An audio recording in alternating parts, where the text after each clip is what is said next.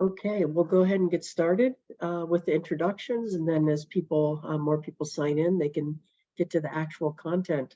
So welcome to our webinar, Crypto Fraud, Following the Money and Pursuing Recovery in Civil Courts.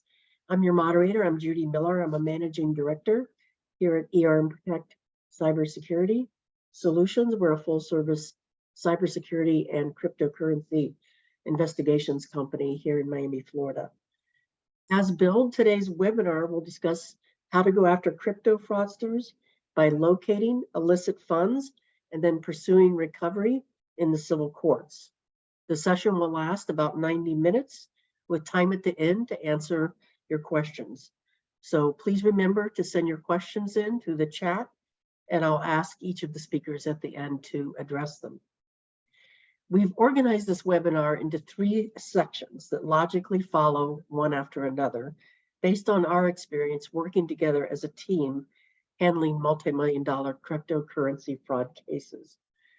First, since you can't go after a fraudster, until you identify how they stole the money and where it went, our lead-off speaker will talk about how we are able to locate cryptocurrency in the blockchain, identify illicit actors, and find stolen assets.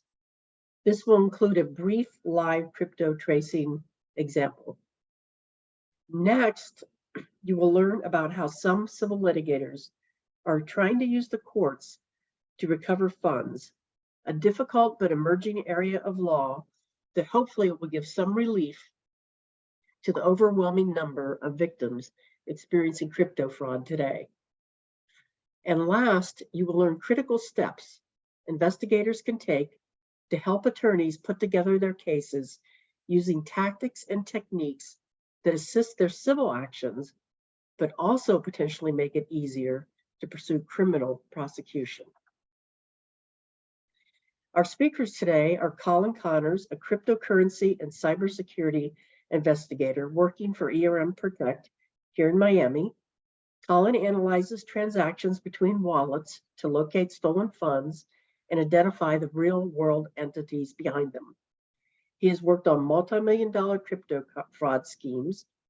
A mathematician and a computer science expert, he is currently researching blockchain technologies in pursuit of his PhD.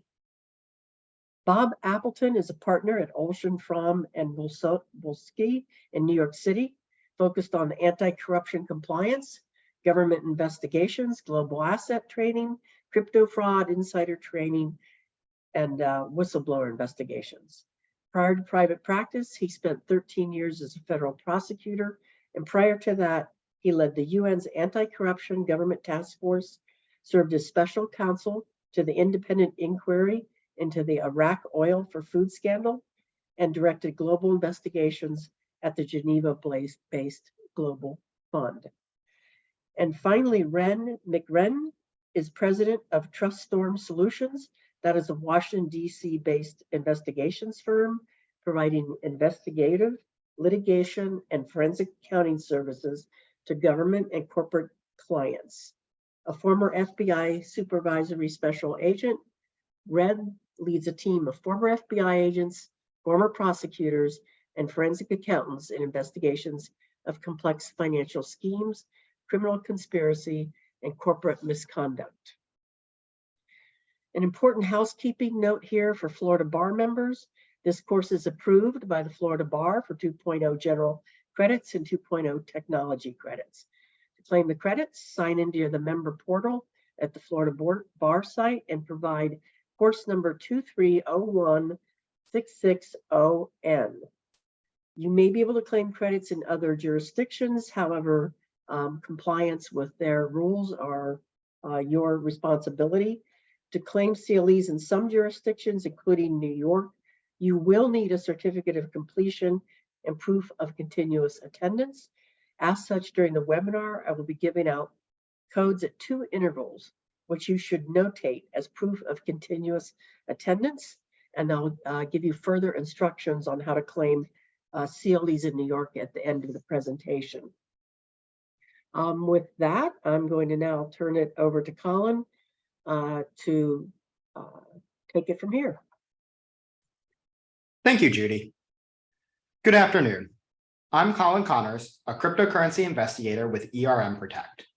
I'm going to give a demo explaining how we can trace cryptocurrency using our cryptocurrency investigation tools. But before I can begin, there are some key terms we need to understand. First, an exchange is a place where users can swap their cryptocurrency for other assets. There are two main types of exchanges: centralized exchanges and decentralized exchanges.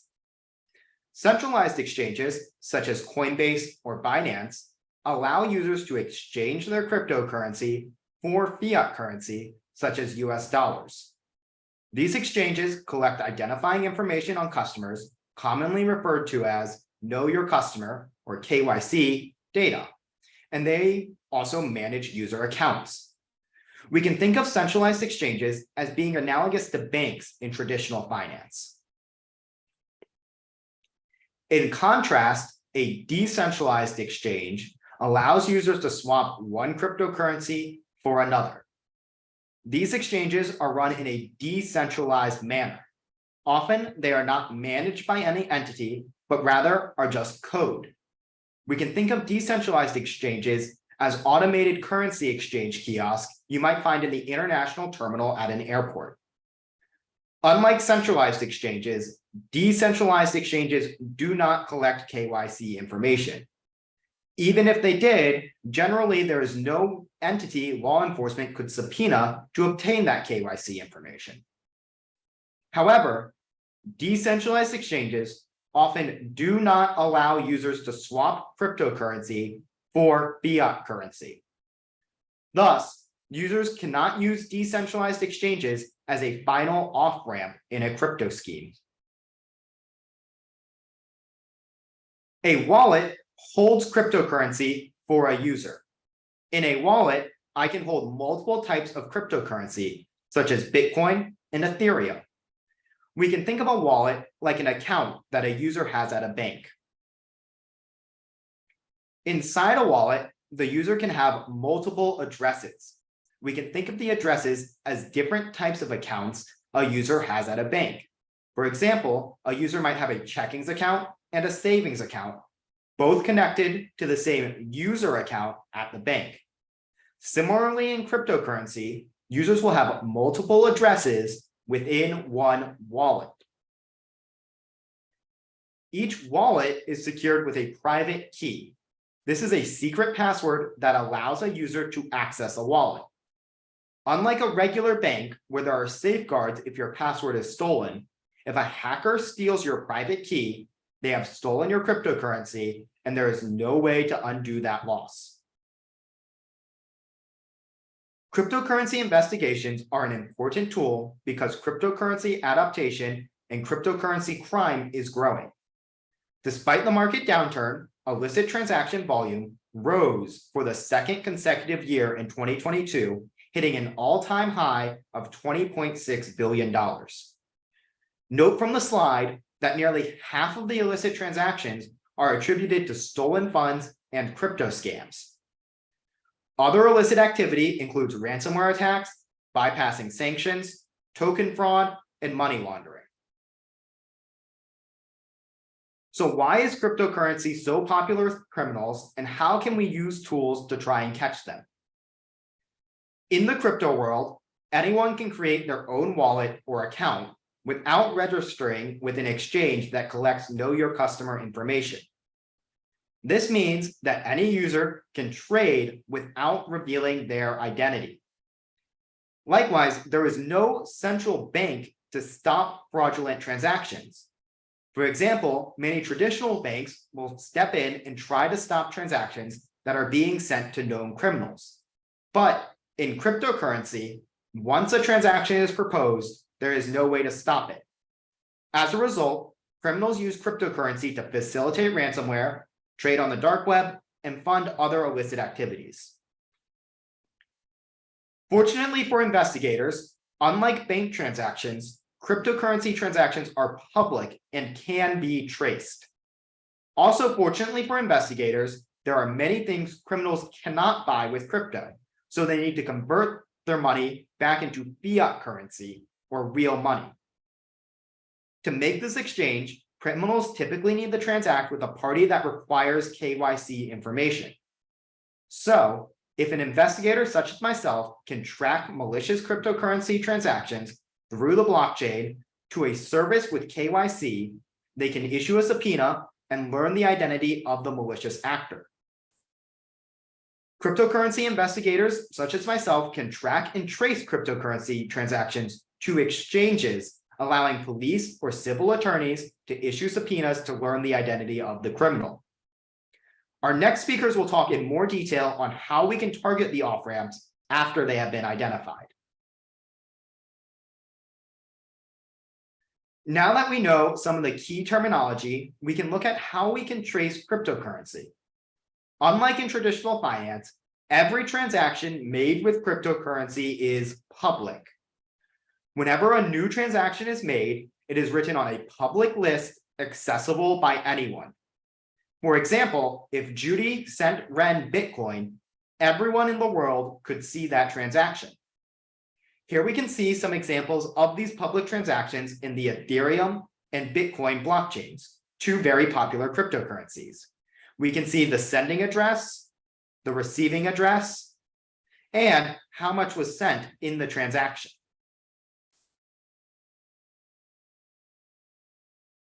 As we saw on the previous slide, transactions in cryptocurrencies occur between addresses. Anyone can create a new address without providing any KYC information. Thus, the challenge with cryptocurrency investigations is mapping the address from public transactions to real-world entities. Notice I can see the address, but I can't identify the person who owns that address. This is where a tool like Chainalysis Reactor comes in. Chainalysis Reactor is a tool that maps millions of addresses to real-world entities, including illicit services and exchanges. Using this data, analysts such as myself can learn what entity controls wallets and discover related addresses. The tool uses advanced techniques to scan thousands of social media and darknet sites to provide open source intelligence on our targets. It has been used by the DOJ, FBI, and other law enforcement agencies to solve some of the world's most high-profile cyber criminal cases. It is also used by regulators, crypto exchanges, and legal counsel to perform due diligence, monitoring, and other investigations. The tool gives analysts an in-depth view of cryptocurrency transactions across multiple blockchains, including movement of funds and connection between wallets, dates and amounts of transactions, amount remaining in any given wallet, connection to illicit actors and risky trading, such as gambling sites, terrorist finance, and ransomware gangs, and provides analysts the ability to place a watch on a wallet that alerts when funds are moved to or from that wallet. Now we're going to look at 4 real-world example cases to show off the power of these tools. Our first case was brought to us by a local police department. In this case, the thief stole funds from victim 1 through a fraudulent wire transfer from a traditional bank. The thief then began an online romantic relationship with victim 2 and persuaded victim 2 to open a cryptocurrency account at the Gemini cryptocurrency exchange. The thief then used this account so that the thief did not have to give up their own KYC information. The police department approached us to help unmask the perpetrator. Using Chainalysis Reactor, we traced the Bitcoin transactions through the blockchain and learned the perpetrator cashed out for real money at the Binance exchange, which requires KYC information to open an account. That allowed police to issue a subpoena to the exchange and learn the true identity of the account holder. This is what an investigator can see when we use Chainalysis Reactor. Chainalysis uses the visualization of millions of pieces of data to help investigators trace cryptocurrency movement. In this local case, police knew that the thief had convinced victim 2 to open an account at the Gemini crypto exchange to hide the stolen funds. By subpoenaing the Gemini exchange, police had developed 8 addresses where the thief next moved funds. But without Chainalysis, they couldn't trace the funds any further. This is when we stepped in. We were able to identify that the 8 addresses were associated with just 5 wallets.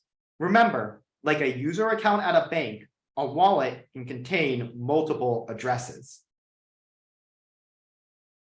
Next, we identified that wallets 1, 4, and 5 directly cashed out at a cryptocurrency exchange that collects KYC information. As you can see here, that cryptocurrency exchange was Binance.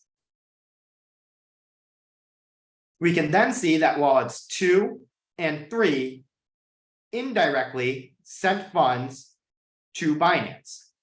Since Binance is known to cooperate with US law enforcement, the detective was able to issue a subpoena to Binance and learn the KYC information of the thief. In our second case, a South Florida man allegedly scammed several victims by getting them to invest in his claimed new cryptocurrency and AI-powered trading platform. This case was brought to us by NBC6 investigators who had been contacted by several of the victims. The news channel wanted us to trace the victims' funds and look for signs that they had been scammed. We're going to watch this NBC6 report right now. As we watch this, notice how we use Chainalysis to expose the scammer. Welcome back. Well, cryptocurrency has become so popular that many are launching their own digital currency. But as several people in South Florida found out, before investing in a new coin, you should research it well to avoid losing it all. And NBC6 investigator Miriam Masihi has their warning. In a video posted December 5th to a WhatsApp chat, Ryan Crawford, known as Brody, is dancing and celebrating what he says is going to be the launch of his new crypto coin called Cheetah. We're about to take over the world. He was celebrating his birthday. According to Alberto Rivera and 2 others who spoke to NBC6, Crawford told them he was launching the new coin and a digital platform that used AI, artificial intelligence, to do crypto trading. So that these bots on the blockchain would actually do the purchasing and the selling of cryptocurrencies. He says, hey, listen, would you be interested in testing? So if you make your investments, what we'll do is we'll take the earnings that my bot generates, I'll pass them on to you, and then I'll continue to invest. In layman's terms, cryptocurrency is a digital asset that works like a stock on the market. Each currency has a value that fluctuates depending on different factors. In this case, Crawford offered to invest people's money in the crypto market and in his Cheetah coin as part of what he called his investment club. Alberto says between crypto and cash, he sent Crawford close to $12,000. The earnings could have been based on how aggressive you wanted to play the market. But he says he never got a return because Crawford's alleged house of cards came crumbling down the day of that launch party when a group of prominent figures sent him $140,000 to invest. And in this post he shared via WhatsApp, he admits he lost it all. I don't lose much, but when I do, it's like in really situations like with you guys. And I'm sorry, like I actually am really sorry. This was not the first time Crawford let investors down. Freddie Hernandez says he gave Crawford $10,000 to invest in the stock market, and when he tried to collect the alleged earnings of his investment, his lawsuit says Crawford gave him a $140,000 bad check. He kept telling people like in the group chat, like, oh, I already paid, such and such. Like, I don't understand why they keep hunting me for money, but in reality, he has never paid anybody. Freddie and another investor who also got a bad check won in court but haven't recovered their money. A third lawsuit is pending, and their attorney says the calls keep coming. And I have a list about 8 others that have been victims of his. She says she doesn't know what Crawford did with the money he received. In a cryptocurrency, once I send my money, it's gone. Using the same software law enforcement uses, cybersecurity experts at Enterprise Risk Management were able to track the cryptocurrency sent to Crawford's account. The total value of the cryptocurrency that he had sent to his address was roughly 1.2 million, and that's in today's money. They say he transferred all of it to an offshore crypto exchange in the Seychelles Islands in Africa, where the U.S. has no jurisdiction. When I reached out to Crawford, he said he'd meet with me twice, but never showed up, and then told me we could talk on the phone, but it's not available. In a text he wrote, "Never invest what you're not willing to lose. I built the most bad trading platform and was going to launch it. And then I got accused of it being a Ponzi scheme, and a few of my investors sold all their coins and took all the liquidity." He first denied having received the $1.2 million offshore, but when we showed him the graph, he said he used those funds to pay people back, he lost some trading, and he used some to pay his commissions. He then told me he was homeless. 3 hours ago, he received $750 and immediately sent it to Exchange. He knows the FBI was looking for him. He knows that we've, filed police reports, but that doesn't deter him from continuing to do this to victims. When we asked why they invested so much money with Crawford, his accusers say he looked the part. The image that he was making, that he was hanging out with a lot of celebrities, that he was making a lot of money in like stocks. Experts tell us anyone can create a coin, but before investing in it, you should do your research and see what backing it has. While cryptocurrency isn't regulated or insured by the government, they can investigate alleged scams no matter what currency was used. Several people have already reported Crawford to the FBI. That agency told me they are unable to give me an interview at this moment or confirm this information. Miriam Masihi, NBC6 News.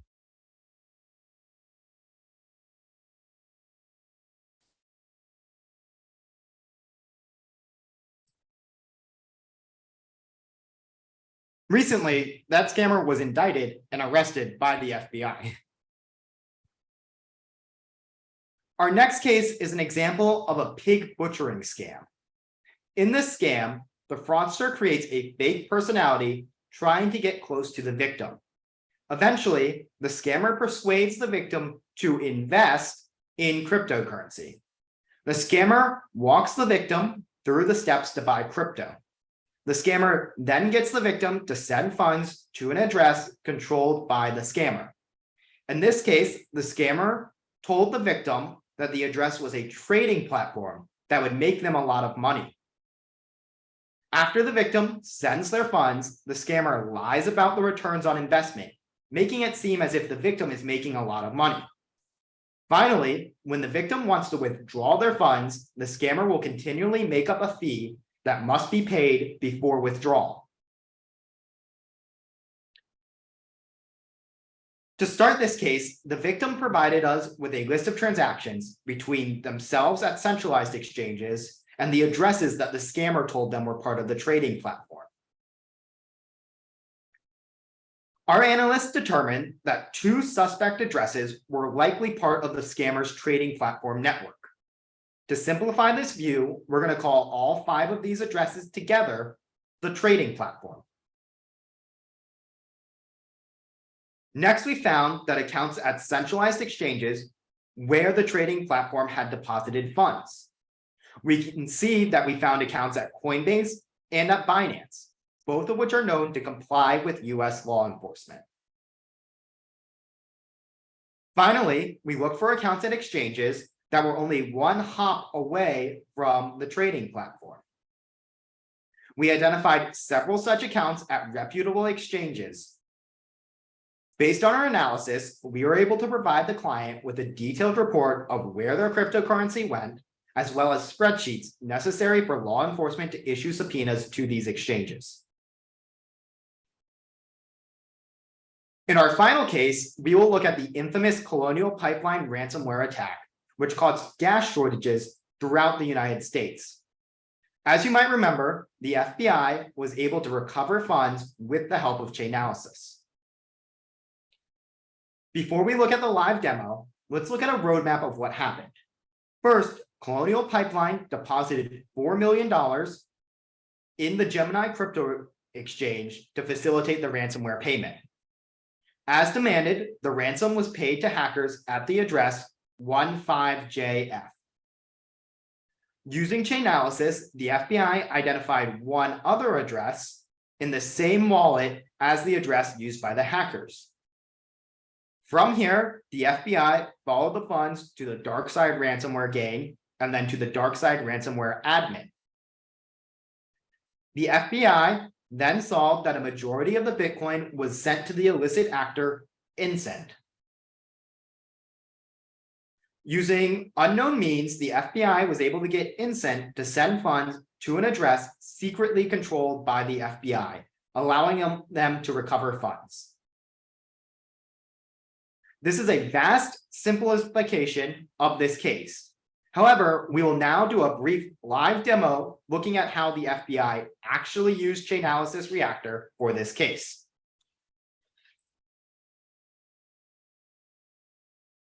Here we can see the Gemini cryptocurrency exchange and the payment to the ransomware group. From here, the FBI wanted to trace the funds forward to find out where Colonial Pipeline's Bitcoin traveled.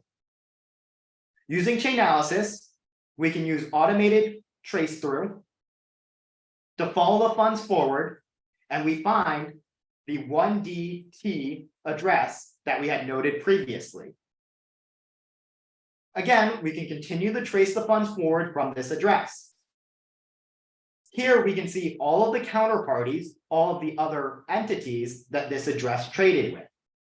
We can see that this address sent 75 Bitcoin to the DarkSide ransomware gang.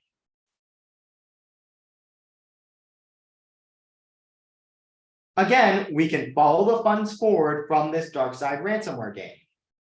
Looking at its counterparties, we can see that it sent 75 Bitcoin forward to the DarkSide ransomware admin.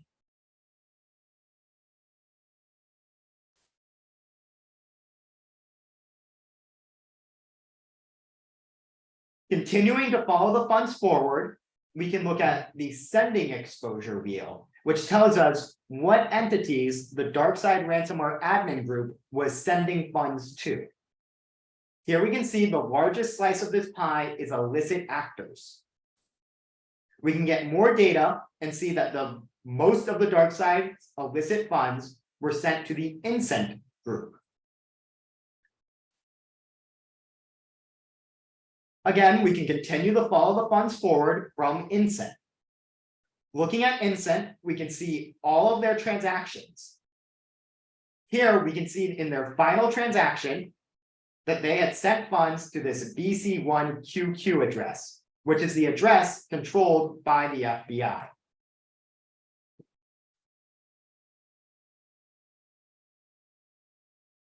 So using a tool like Chainalysis Reactor, the FBI was able to trace funds from the Gemini crypto exchange through the ransomware gang's payment, and eventually were able to coerce the Incent group to send funds to this BC1QQ address, which was owned by the FBI.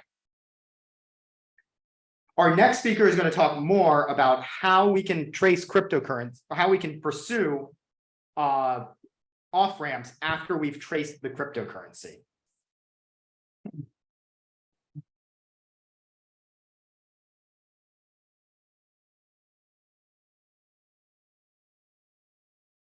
Judy, you're on mute. Thank you.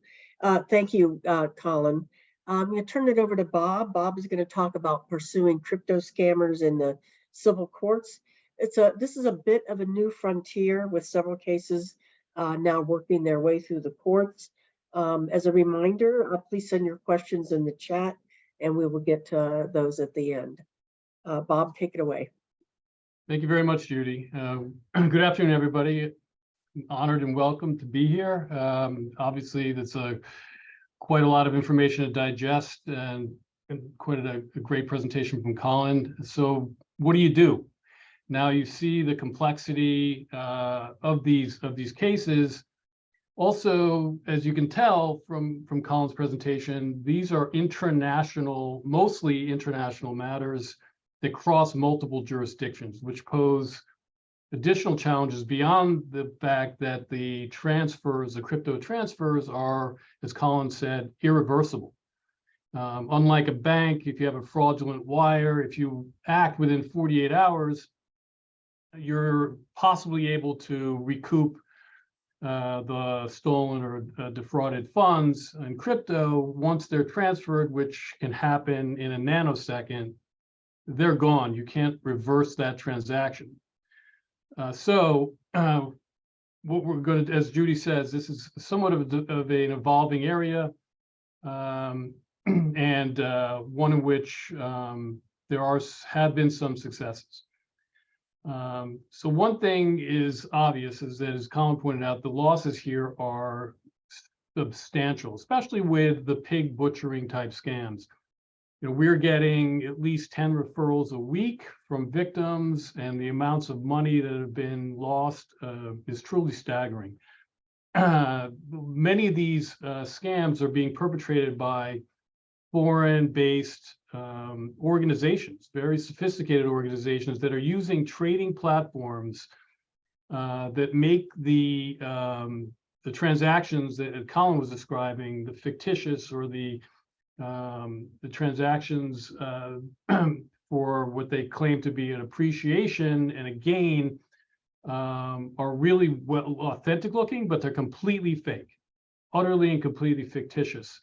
And those platforms have been designed over many, many months and are very effective. And they're catching many, many victims off guard who think that when they invest, they begin to see these incredible returns, but in reality, there's been no investment and the scammers have just taken the victim's funds. So typically, next slide, please. What the scammers and the hackers do is they convince victims to open, especially folks who don't have a lot of experience with crypto, open an account on an exchange. Crypto.com, Coinbase, those are the most popular ones. Usually it's a US-based exchange if it's US victims. And then they direct the victim to convert their fiat into either a stable coin, USDT, or a common coin, Bitcoin or Ethereum, and transfer it to a wallet that they identify and instruct the victim to send to. Now, as Colin described, what just happened is the victim has moved his or her tokens and assets from a centralized exchange, such as Coinbase or Binance, Crypto.com, Kraken, or Gemini, to a decentralized exchange or a private wallet, which are now in the control of the scammers. And as Colin pointed out, there's nobody to subpoena against a wallet. That wallet is just a combination of letters and numbers. The common thinking is coins are lost forever and there's nothing you can do. Next slide, please. Now, first, I want to make it absolutely clear that the best, most favorable route here is to go to law enforcement. They have the best chance of recovery. They have more tools than anyone else to recover, as Colin showed in those various examples. The challenge, and I can speak to this both from within the government and from outside the government as a prosecutor, the challenge here is that there are so many cases now, there are so many victims, and the losses are growing and so substantial that even law enforcement can't take every case. Generally, depending on the jurisdiction, there are minimum threshold amounts. In my experience, typically with these cases, it's $250,000 in losses for a case to be accepted. And there are countless victims that are simply either have a lower amount or just unable to get a recovery or have law enforcement pursue their case because of the volume. Now, there's been some really amazing successes by law enforcement, particularly federal law enforcement, the DOJ crypto task forces, even one reported over the weekend by the Wall Street Journal. But these cases are usually in collaboration with other partners and are very well-developed investigations. And quite frankly, as both Ren McEachern, who will speak next, and in my experience, there's a way to increase the chance of a federal law enforcement acceptance of the case. And the more you investigate, the more information you have, the more likely it is that you may get acceptance of your case by the federal authorities.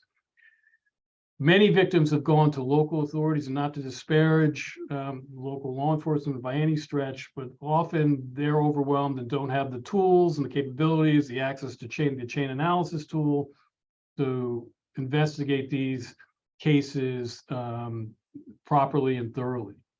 So what can you do? Next slide, please. there are some potential options. First, I should say at the outset that it's a challenge. I don't want to mislead or misguide anyone. It's a long shot to recover stolen crypto from a private wallet. But we have had some successes, and I want to kind of go through some of the efforts that we have made. All three of the parties on this webinar working together to help victims. So the first step, obviously, is to do the trace, as Colin has described, finding and identifying the wallet or the location of the stolen currency, the stolen tokens, and then the next step, obviously, is to try and find out the identity of the scammer or the perpetrator. Now, again, recovering the stolen crypto from the scammer's private wallet is difficult, and what you really have to do here is it's a long game. You have to have patience, and as Colin described, the inflection moment, the moment you're waiting for, the moment you are going to act, is when that funds or those tokens that are held in the private wallet move to an exchange so that the scammer or the bad actor can transfer the crypto into fiat currency and then use it. For right now, crypto is, while it's becoming more and more ubiquitous, it still has very limited practical use. You still can't buy a home or in most instances, a car. You have to convert it to dollars, euros, whatever the case may be. And that's the inflection point in the moment we are looking for. So when we monitor that wallet, which I think Colin referenced briefly, we can watch that wallet, wait for movement, track where it moves, and then act. Next slide, please. So what can we do?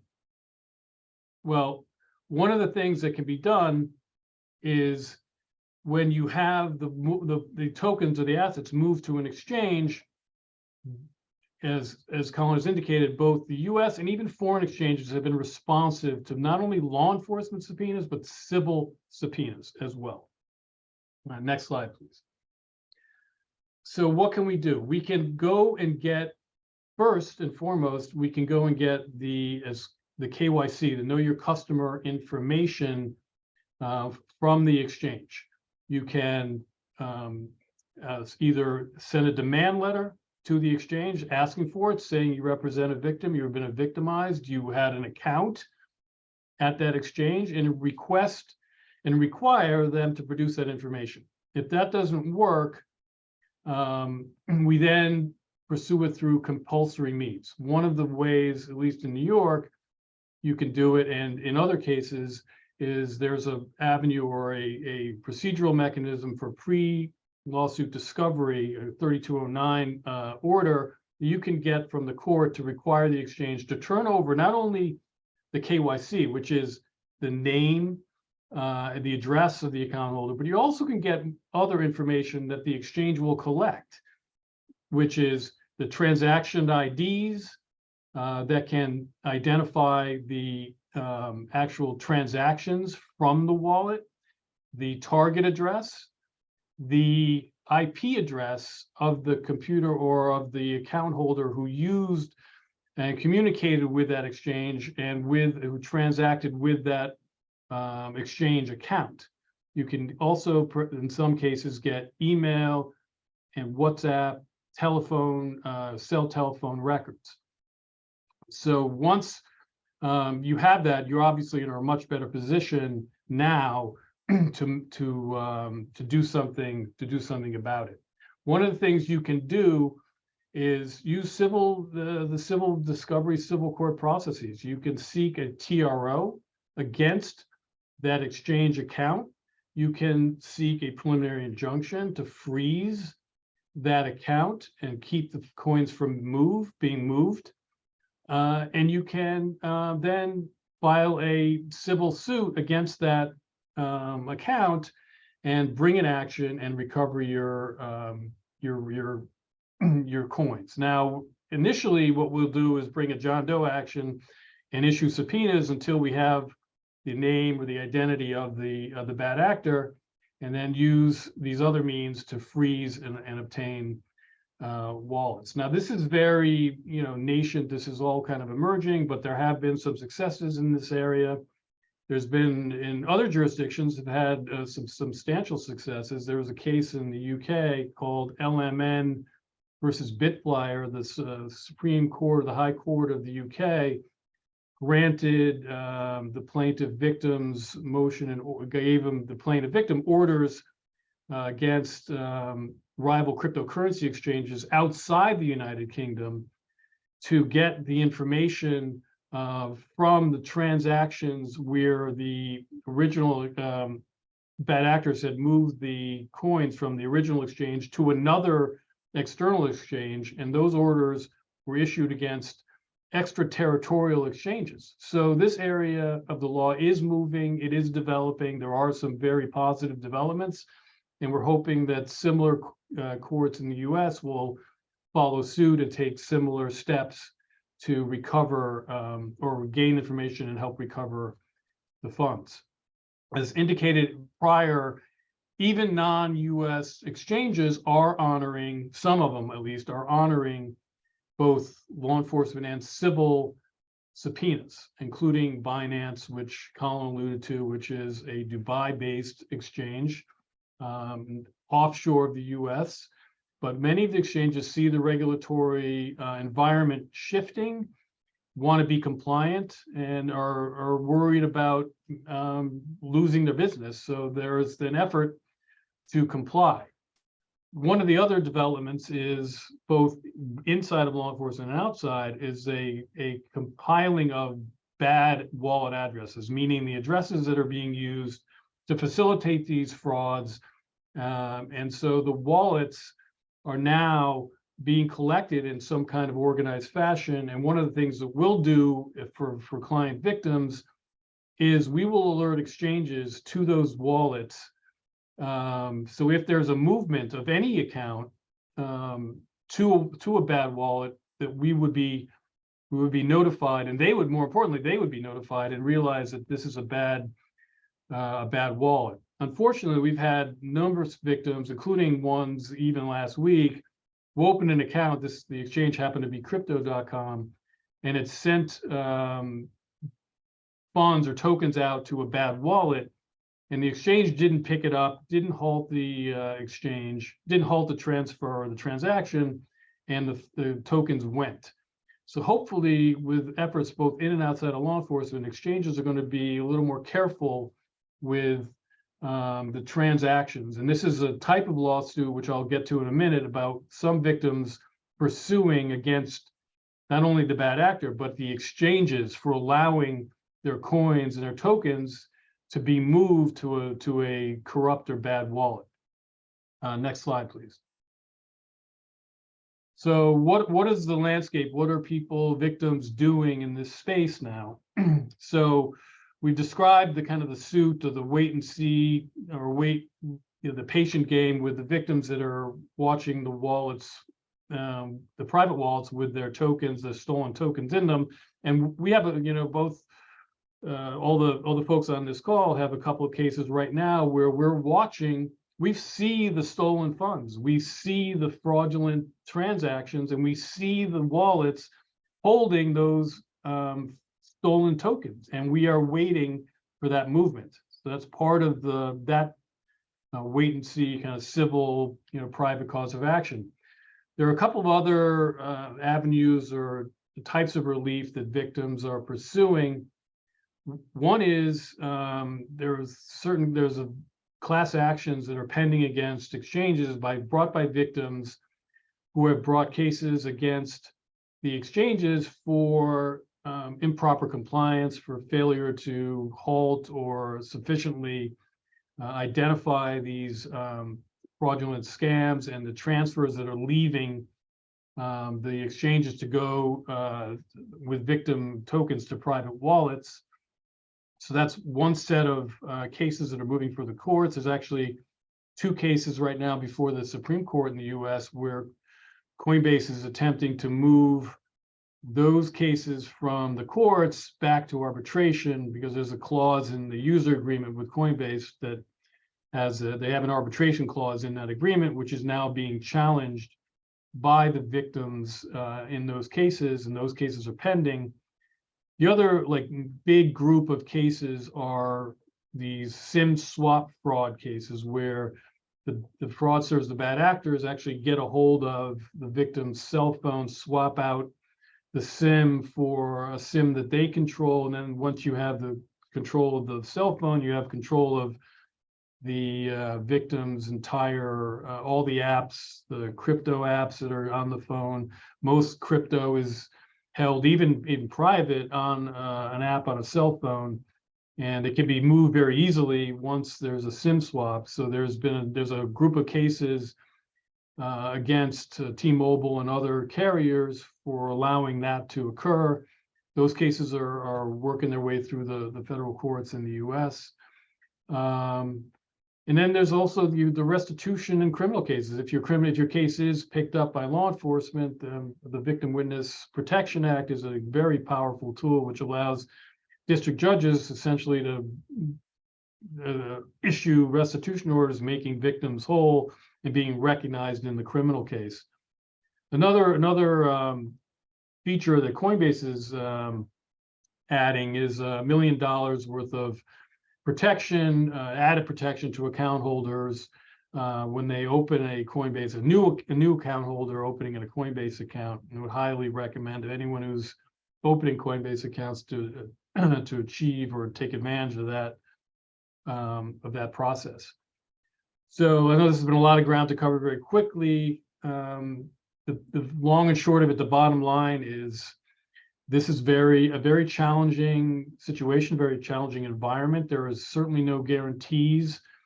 If there's been a victim, if you've been a victim of a fraud scheme, it's really, unless your case is taken up by law enforcement, the long game approach is really the most fruitful and productive. There are so many cases now that as the scammers continue, there will be more victims of the same scam, which hope will then likely cause more class actions and more common victims. And if you can get grouped into a case that's being investigated as part of a larger scam, that's you can avail yourself of that. But at the end of the day, as Colin has indicated, at the end, there is no FDIC insurance here. Crypto is an emerging asset class and new technology. There's no insurance for lost funds. The accounts and the wallets are not insured. So that kind of recovery is pretty much out of the question. But there are, as we described here, some very hopeful and emerging techniques and avenues that can be pursued. And hopefully there'll be even more as the technology and both the decisions and the court decisions emerge. Thank you very much. All right, thank you. Before we introduce our next speaker, please notate this code 43147. You'll need that for your proof of continuous attendance for your CLE application in New York. I do not believe that's required in Florida. Okay, now I'll turn it over to Ren. Ren has handled fraud cases on both sides of the fence, both working as an FBI supervisor and now head of an investigation firm that frequently makes referrals to the FBI and DOJ. Ren, the floor is yours. Yeah, thanks, Judy, and thanks, Colin and Bob, for your insight this afternoon. And obviously, thanks to the audience for joining us today. This is a complex problem. That's why we're all here. And the reason this is so difficult is really the recovery. I think Colin and Bob have mentioned it, but recovery is the greatest challenge. And the one area that can really make a difference is trying to get law enforcement to adopt your case and take your case on. And so my presentation here will show some of the insight that we use when trying to engage law enforcement and showing the important steps, methodologies that you should be bearing in mind. Ultimately, it's about credible experts. As you can see here, we put together quite a team, but this is usually what it takes and for law enforcement to get attention and say, okay, this is something that we think we can move forward on. In our our examples here are based on our experiences.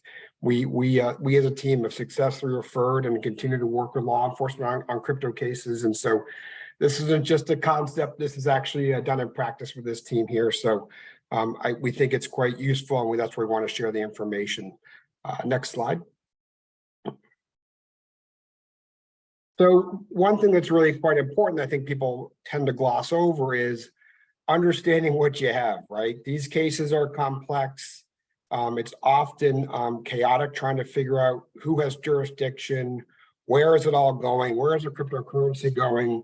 I used a bank in Florida, but I think my exchange is in Dubai, or I don't know where these things are. So understanding as much as you can in the early stages of your case where there may be jurisdiction is important. And the reason we tell people this is this will be how you do your investigation. Adoption by law enforcement, you want to make sure that you're mimicking the type of case they're going to do. You're going to use the same tools, methodologies. And so if you're using tools and methodologies you think are being used by a local police department, but your matter is going to the Secret Service or the FBI or some overseas regulatory agency, that's going to be a disconnect, right? And so these are the kind of questions you should be thinking about. Thresholds are important as well. A lot of victims may have lost $10,000, $15,000, very painful, of course. Typically, though, from what we've seen, $250,000 loss at a minimum to meet a threshold for investigation, at least on the federal side, is what you're going to require. Something important to realize, though, if you identify other victims of the exact same fraud, not similar frauds, but the exact same fraud, and start to piece together more victims, there you could actually find more appetite, right? Because you have an aggregate of loss that would hopefully exceed 250,000 in a sense to get attention from law enforcement. So that's something to think about, right? As Bob mentioned, these are mostly offshore cases, and so many of these do fall into federal jurisdiction. My experience at the FBI did a lot of overseas investigations and worked with regulatory and other investigative groups overseas. Hiring people and working with people that know how to work offshore cases is critical in these matters. And if you're hiring somebody, make sure you ask those questions. I'll talk more about that in the presentation. Lastly, the other thing I'd mention is these cases often involve other types of violations. Maybe it's mail fraud, maybe it's money laundering. Those violations are often much easier to investigate and have successful prosecutions and potential recoveries in these matters. And so don't discredit if you're finding other types of violations. Make sure you're keeping track of all of those violations or potential violations. That's going to help you. You have to be creative in these investigations. Think outside the box. You want to use every tool available, every statute available, because of the complexity and the fact that these cases move so quickly because of the technology behind them.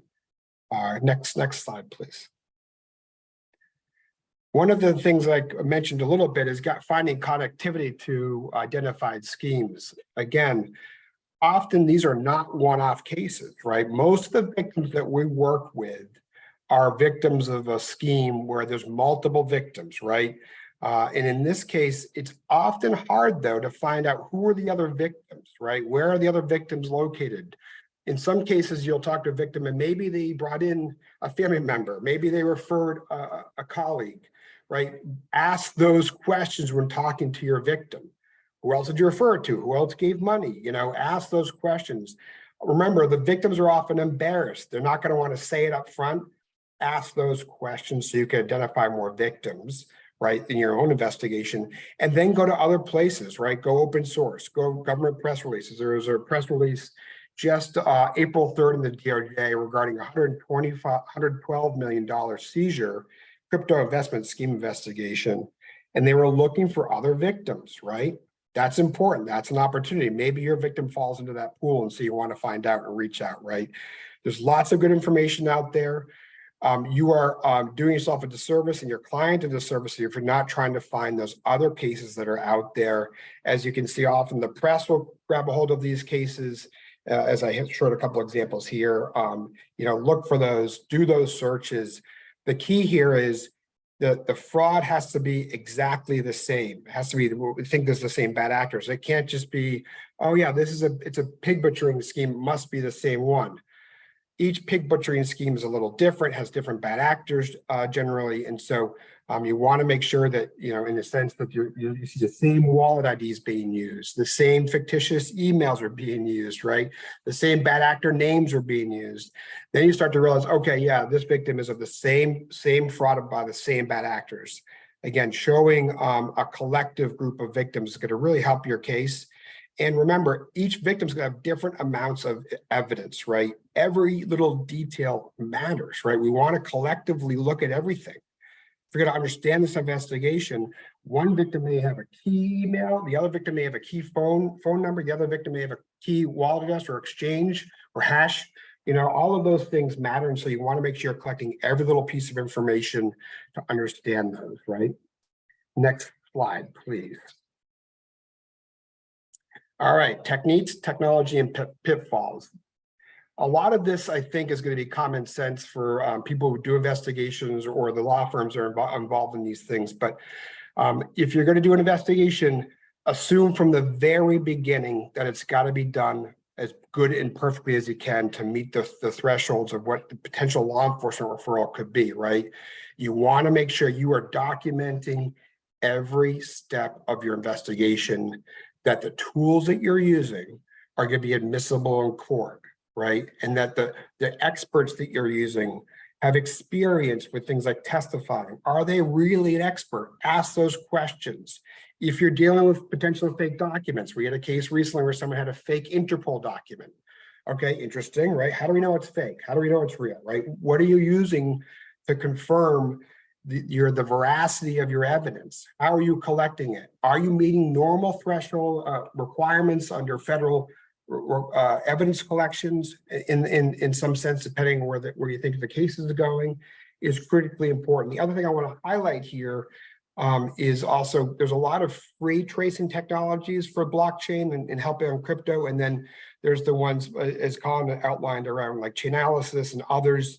The free ones will give you some information. It certainly can be helpful as a beginning first step. But as you saw, Colin got into great detail when he was tracing out the flows, right, of the crypto through the blockchain. And he can show other accounts, potential other collaborators, other exchanges. Every time you see an exchange, think opportunity. Opportunity for what? Opportunity to identify somebody with that transaction, right? Bob talked about KYC, Colin talked about KYC. You see exchange, you think request for information, demand letter, whatever that might be. And so some of those technologies that you can find where you get a piece of that tracing, it's a free technology. What we're suggesting is if you're going to do the case correctly, and if you're going to get adoption by law enforcement, number one, make sure you're using a tracing technology that is being used by that agency. And number two, make sure that you're going as thorough and as deep as you can.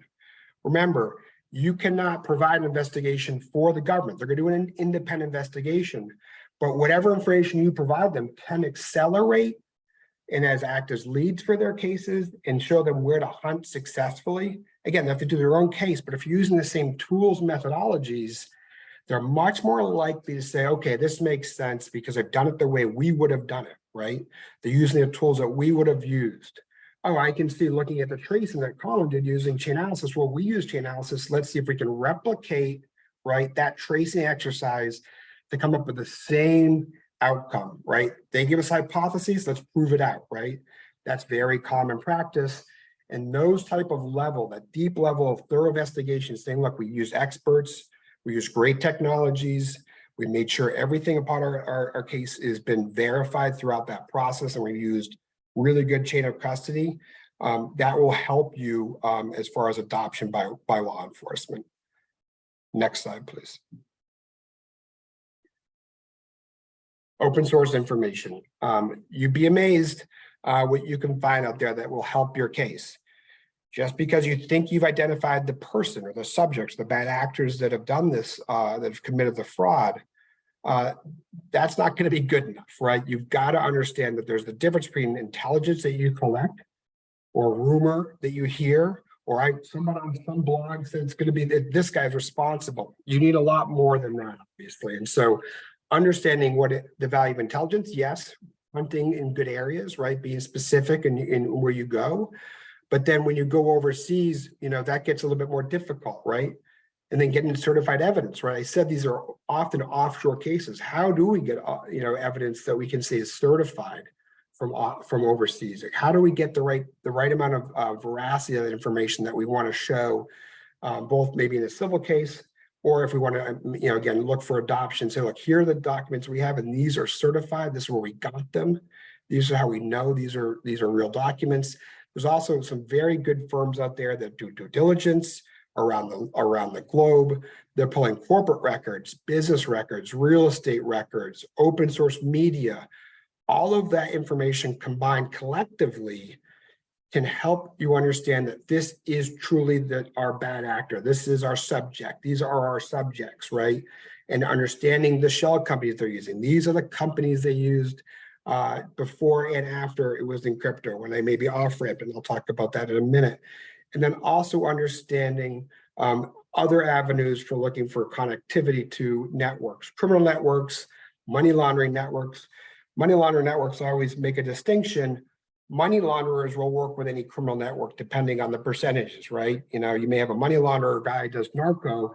He may also do crypto. He also may do terrorism money laundering. So understanding those networks and how your bad actors may work in those networks is also incredibly useful as you identify it. Groups like the ICIJ, starting off by the Panama Papers, very good resource. Now, again, these aren't necessarily things you are going to say, hey, I certified it through ICIJ. Not quite, right? Those are good places to look for connectivity to other conspirators in your investigation, right? And then showing why I think they're connected. Well, we found this piece here in this registry, in the ICIJ report, right? Lastly, you have to think about the dark web, deep web research when you're thinking about these guys. A lot of these bad actors, number one, learned their trade craft in the dark web or deep web. Number two, they find other contacts. Number three, they find other people to either pay for their services, right, to go do something. And once they're operating in these areas, and I include, like Telegram, for example, when they're operating in these different chat rooms, they believe they are completely anonymous from law enforcement or from collection or from detection.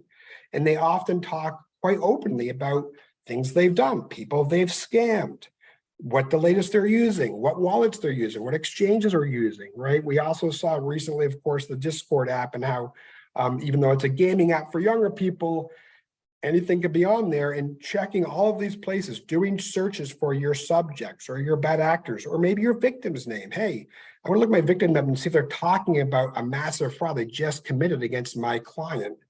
You'd be amazed the stuff that's on there. Again, can you walk into a firm and say, hey, here it is, my guy, it's on the dark web, they're talking about it? No, of course not. It's one other data point that you add into your complete investigation, right? To point towards who you think it is, to get to that point where you want to say, wow, this is different. We really got great evidence. We think this is the guy. All of this is important. You want to document each one of these. Next slide, please. Now, remember, all of the money that I should say crypto that is stolen in all of these investigations, billions and billions, as Colin outlined, most of it, the bad actors want to use it somewhere eventually, right? It's not useful. A lot of these guys aren't saying, I'm going to steal all this crypto, I'm going to hold on to it for 30 years and see where I end up as a long-term retirement plan. Yeah, right. That's not what these guys are doing. Eventually, they're looking for conversion and off-ramping the crypto into traditional financial institutions, right? Fiat conversions, other currencies, right? Because they stole it, now they want to use it, right? Obviously, more businesses are using crypto and are taking crypto as payment for services and products. But still, the key is most of these bad actors are trying to convert it and then put it into normal traditional financial institutions so they can actually do what? Spend it, right? They want to buy real estate. They want to buy the yachts. They want to buy the cars, all the things they want to buy, the fruits of their crimes. This is an opportunity. And by the way, if you're working with law enforcement and you see, because you're monitoring the wallet, as Bob and Colin talked about, you see that that's moving to an exchange and potentially being converted into traditional financial institutions, that's the time to call law enforcement, right? That's a very important event, and do not wait, because that's where you can lose the money quickly, right? Wire transfers are a way we all know where, money goes out and it's gone, right? And so you want to move quickly because the financial institutions are another huge opportunity where they will respond to traditional forfeiture and seizure actions, both civilly and through law enforcement actions. And so you can seize accounts quite easily under the right circumstances at these institutions, right? And so move quickly. And then you also get know your customer data there, of course, right? Very, very important. We have been seeing a lot more, I would say, of these crypto ATM scams that seem to me they start off more locally. One of the things we've learned more recently is the amount of intelligence that local law enforcement has on crypto ATMs in a neighborhood. You'd be amazed. There's 35,000 crypto kiosks in the United States. They're all over the place and they're being used to facilitate more and more scams. So usually we're thinking, oh, federal law enforcement, not necessarily. Make sure you're checking along the way. In this case, you want to go to local police because they've already dealt with those issues. And a lot of times they're going to know who's servicing those machines and where and what, and who has a license to put it in front of a 7-Eleven, for example, right? And then of course, we may identify crypto assets, right? We know that Colin can do that with his technology and, using chain analysis. But don't forget, bad actors, like I mentioned, always are converting, right? So even though maybe we can't recover those assets that are sitting, those virtual assets that are sitting in a wallet, but we've identified traditional assets, right? Maybe they have converted some of their stolen crypto into a real estate property. We want to identify that. We want to seize that because in law enforcement investigation, if these are fruits of the crime, there are certainly going to be potential targets for forfeiture and seizure, right? And so those, again, thinking outside the box, it's a crypto investigation. No, it's an entire investigation. Don't just think of non-virtual assets, think about traditional assets too. Much easier, obviously, to go after. And then if we do see monies going into the financial systems, and you're going to make a referral, you're going to have to do some pretty sophisticated likely flow of funds analysis. You're going to need forensic accountants to do that once you've got your spreadsheets and your bank subpoenas and you get the information back.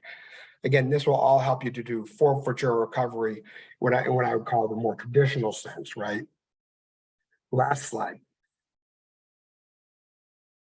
Okay, this is important. Obviously, I've been talking a lot about getting things to law enforcement.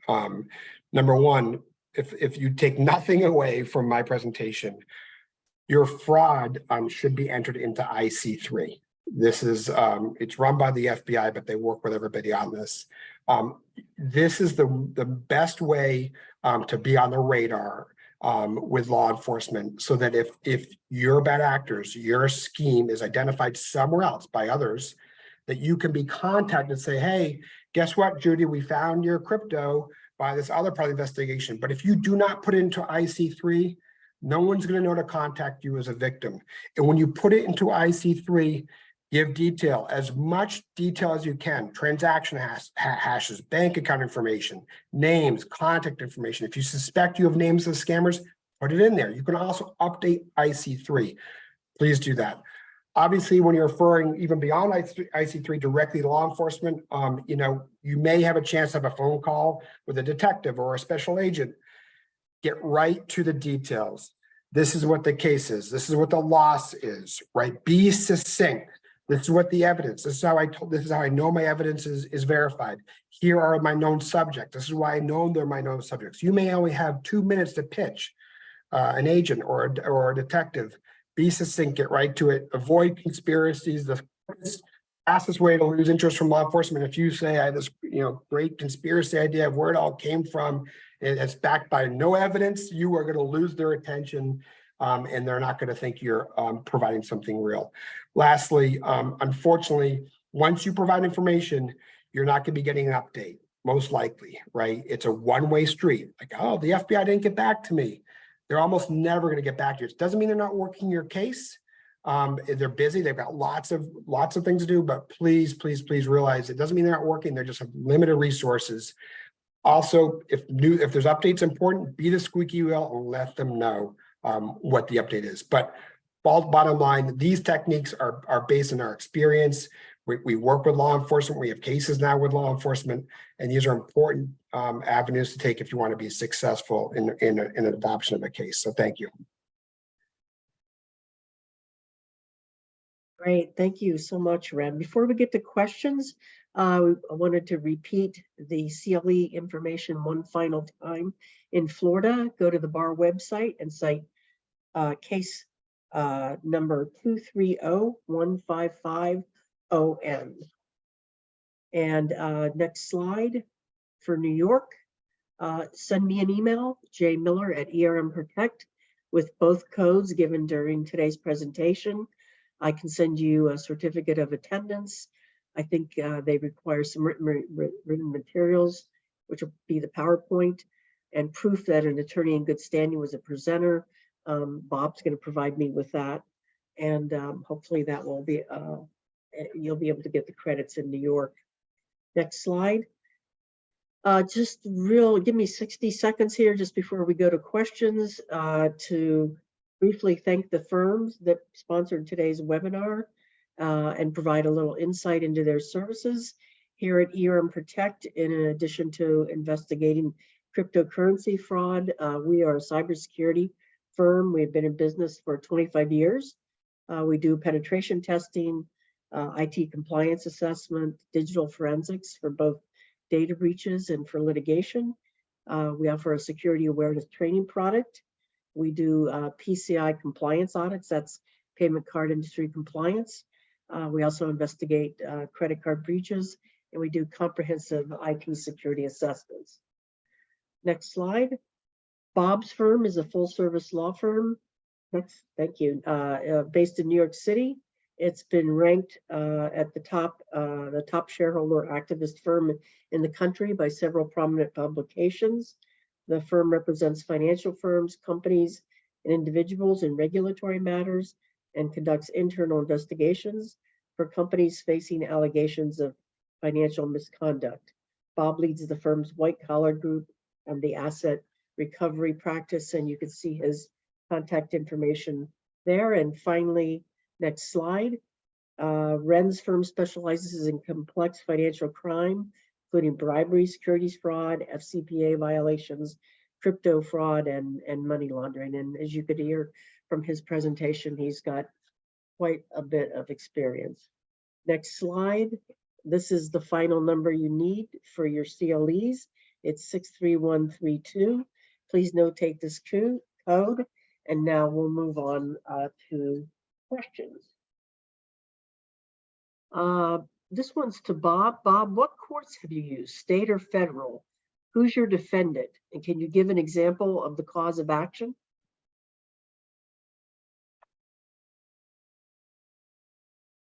I think you're muted, Bob. Sorry. Thank you. So far, mostly we've used federal court. We've brought a case in the Southern District of New York. You can look it up. It's a case against the individual is Gabriel Edelman.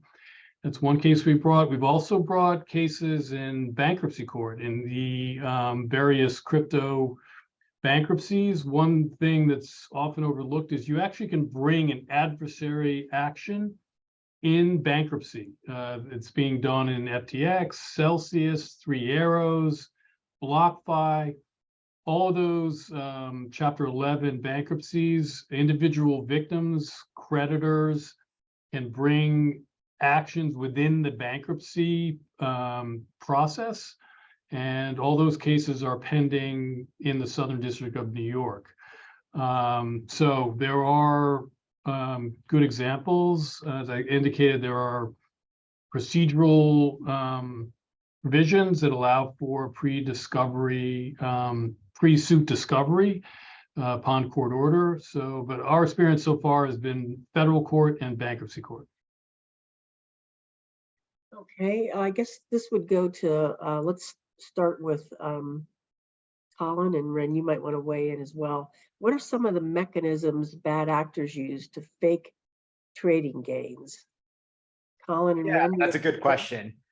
So we have to remember during these schemes, there is no real trading going on. The bad actors are just lying. They are telling the victim, oh, you've made so much money. It's simply a lie. There is no mechanism behind it. It's lies and fake screenshots. We've seen in the past, sometimes they'll use trading apps in like a demo mode where they can like manipulate the data through the demo mode to make it look like there's a chart appearing in real time, but really it's a fake pre-generated chart. And again, it's just a mix of lies. I don't know if you have more to add to that, Ren. Yeah, in one of our cases, Colin, we had the victim was actually identified in a larger, chat forum on crypto investing. Someone contacted him. They invited him to a private WhatsApp group where they were talking about investing, and they began to basically get him excited about some ideas that they were thinking about investing in, all run by these bad guys. And there were 100 people on the WhatsApp group. Of course, that person believes they're all real, right? And then they finally invite him to actually get some trading data and where to register.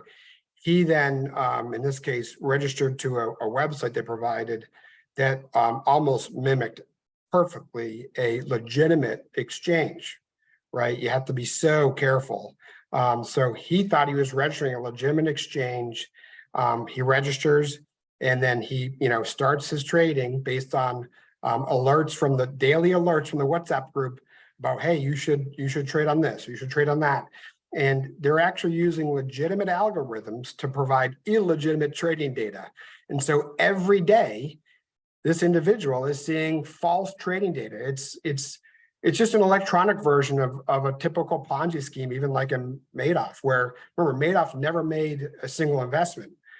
These bad actors never invested any of his initial investment. He thought he had made over $1 million on his $25,000 investment because they're feeding him all these fake trade data. And even days after talking to the victim, he still believed he lost $1 million, right? Because you get into the mindset because they're so good at convincing you. But that fake website, fake WhatsApp chats, and all that data you mentioned, Colin, those are fake. Real Algo was providing fake returns on these crypto investment schemes, quite complex and very convincing. Okay, one clarification. There was a typo in that last slide. The CLE code for Florida is 2301660N, as stated at the beginning.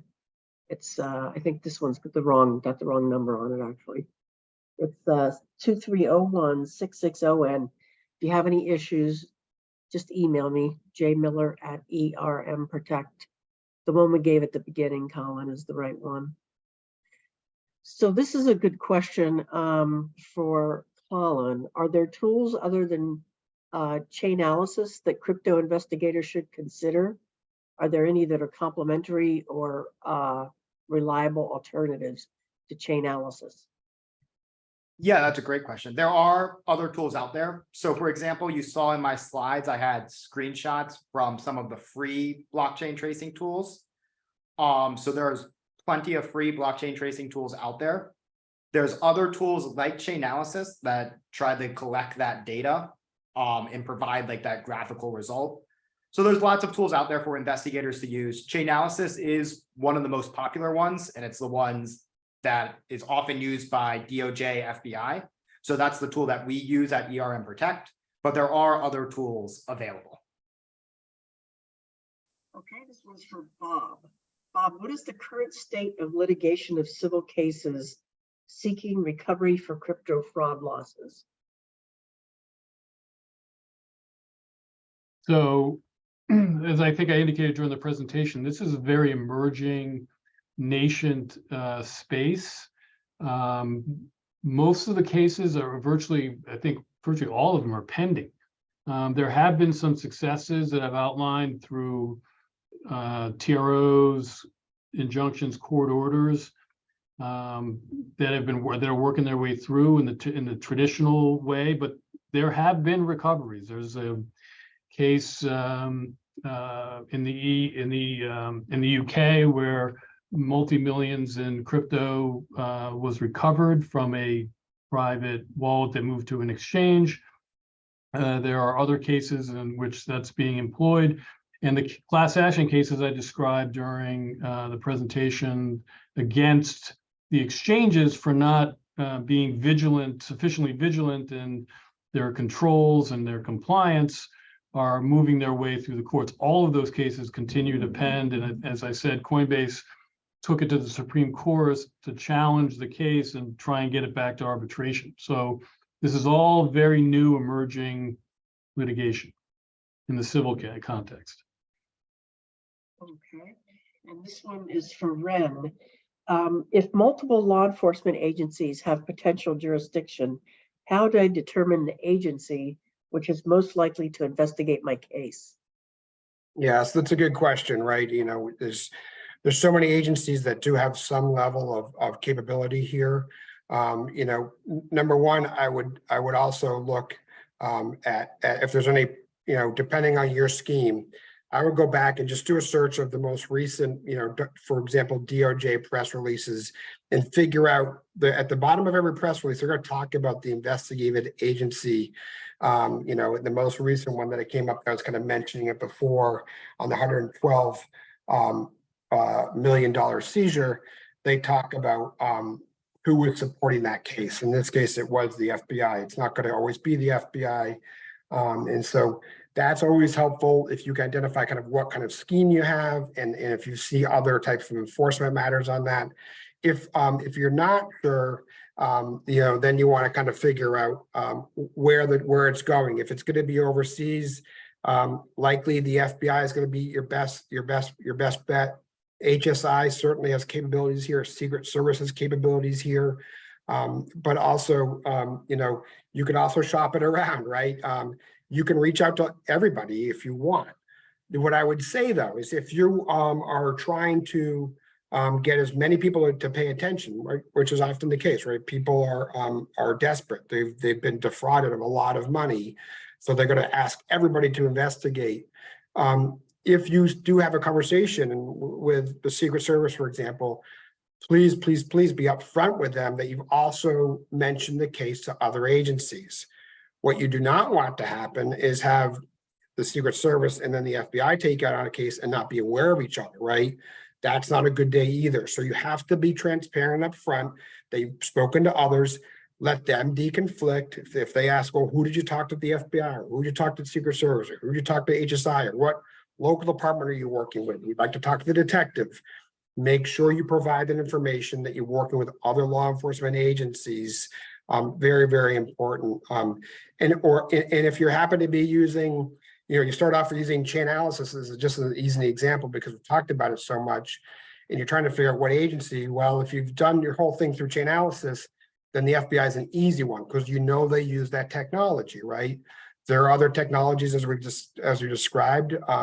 Some groups use use TRM, they use Elliptic, they use all sorts of ones, all of them. So, but that's how you have to think about it. But again, the biggest thing is no one is going to assume no one's going to help you. And so you've got to be aggressive. You've got to be the squeaky wheel.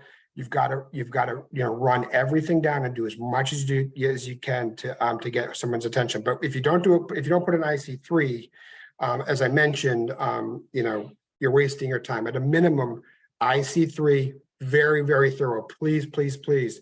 If you know, wallet IDs, hash everything you have in there. And if you have new information, update it. I can't tell you, people, you know, find out new stuff, they don't put it in. It's critical. And so the reason I'm so forceful in this stuff is that's your best bet, but just be aggressive to get people's attention. A couple interesting questions for Bob. Bob, have you ever been able to get a foreign exchange to send KYC information? Yes. So we've had success with Binance with KYC. They've actually employed some reputable people. One of my former colleagues at the DOJ is now heading their compliance function. So they're actually hiring some good people. So hopefully they're going to continue to be cooperative and responsive and provide that information. I'm in the process now of trying to get exchanges in KYC from 2 other foreign exchanges. The initial response in the last few days has been positive. So we'll see if they do it. But exchanges, the trend is to be cooperative. I think, the challenge is going to be coming in with, with the DEXs, the decentralized exchanges, the Uniswaps of the world. I think that's going to be difficult, but exchanges are moving towards cooperation in the right circumstance. I think I saw one of the other questions where individuals are going to have a hard time just simply requesting KYC. You're going to need representation, honestly. You're going to need perhaps the threat of a subpoena to do it. I think if you just say you want KYC you've been a victim, you want KYC from the account to which your tokens have been delivered, you're going to need help, in all honesty. This is an interesting one. Can you also bring a case against the person who mentored you and directed you to a specific fraudulent crypto website?